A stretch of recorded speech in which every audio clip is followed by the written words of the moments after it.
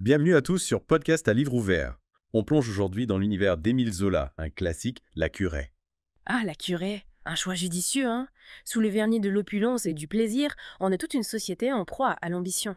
La spéculation effrénée.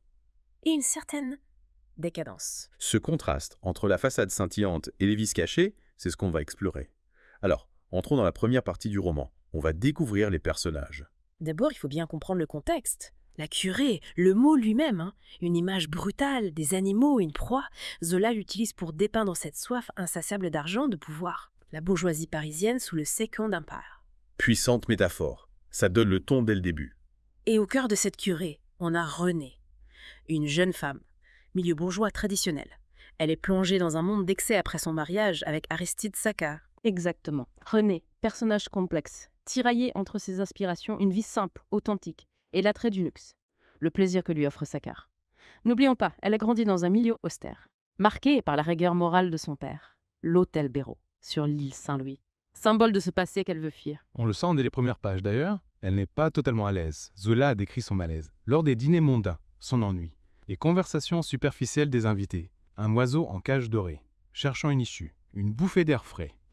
Et là, Maxime arrive, fille de Saccard, de mon premier mariage.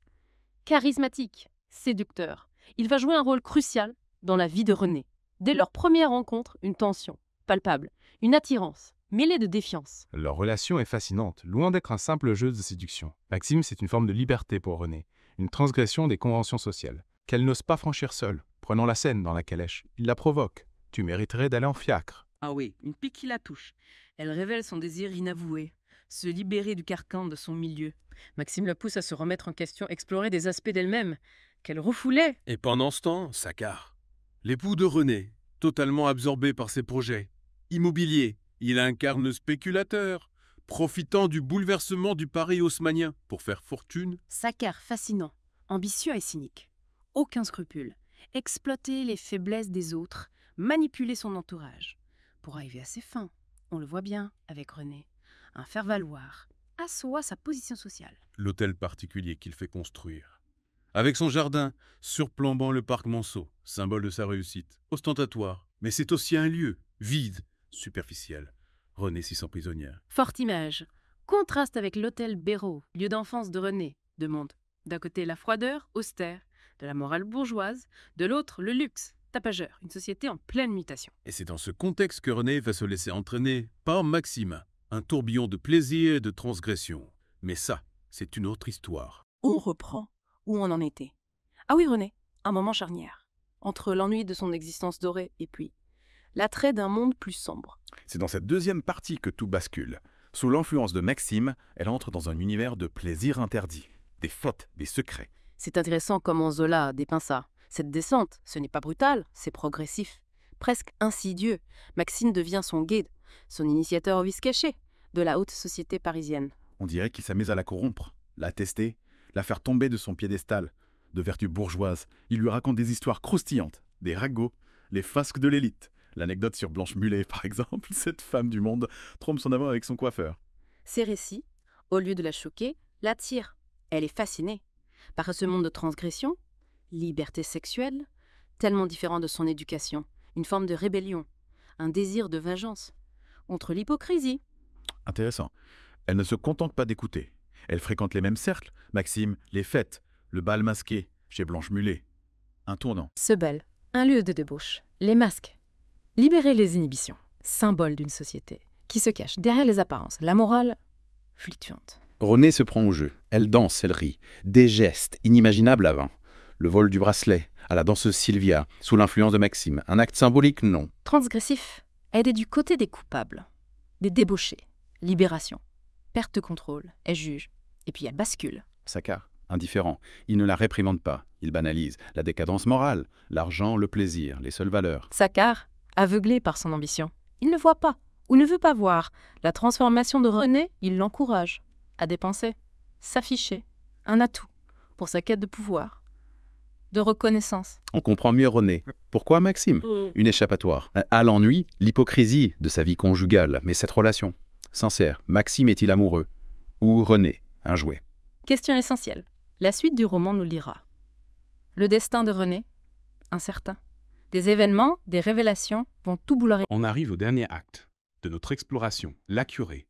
Les masques tombent, les conséquences. Des choix brutaux. Oui, la troisième partie, un tournant. Pour René, l'illusion disparaît. La réalité est crue, douloureuse. On l'avait laissé au sommet, apparence, luxe, flatteur. Mais déjà, le doute, la désillusion. Et là, l'édifice se fissure. L'annonce du mariage de Maxime avec Louise de Mareuil. Riche, mais imparfaite. Un électrochoc. Le choc, la trahison. Pour René, l'amour, sincère, la passion, un leurre. Pire, le mariage, orchestré par Saccard, toujours aussi calculateur. Maxime, un pion. Sa stratégie, ascension sociale. Il sacrifie les sentiments de sa femme. Terrible révélation. Pour René, la manipulation, la cupidité, son mari, son amant. Un geste. Désespéré. Renouer avec son père. Un refuge. La maison de son enfance. L'hôtel Béraud. Retour aux sources. Impossible. Le fossé, trop grand. René aujourd'hui, dans tel bijou. La jeune fille, innocente, son père, l'affection.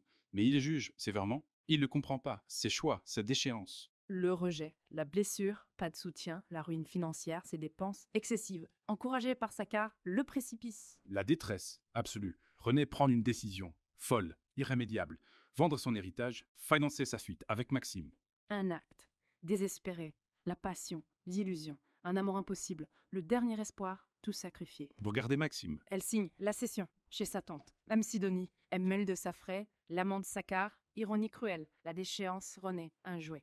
C'est entre les mains des hommes. Le bal, le Saccard, le point culminant du roman. Une danse macabre. René, magnifique, sa robe, mousseline transparente. La foule, hypocrite, corrompue, la beauté, déchue, l'innocence, perdue. L'empereur, des regards concupiscents sur les femmes. Un régime, une société, la curée, paroxysme. Les individus se déchirent, se dévorent. L'argent, le plaisir. La fin, poignante. René, abandonné par Maxime, seul, son reflet, le miroir, sa propre déchéance, la vacuité de son existence. La lucidité, terrible, mais trop tard. René a tout perdu, sa fortune, son honneur, ses illusions, une ombre, un fantôme, un monde qu'il a broyé. Le dernier tableau. Paris, en chantier, éventré. Mutation, métaphore, destruction, des valeurs, la fin, d'un monde, sombre, puissante. La nature humaine, l'ambition, dévorante, conséquences, négatives. Un roman, le Second Empire, résonne encore, aujourd'hui, force incroyable. Voilà, notre plongée. La curée, j'espère. Vous avez mieux compris les enjeux, ce chef-d'œuvre, toujours d'actualité. Relisez-le, savourez-le, méditez. Les thèmes intemporels, l'ambition, la cupidité, la manipulation, toujours d'actualité. Merci de nous avoir suivis. À très bientôt. Podcast à livre ouvert.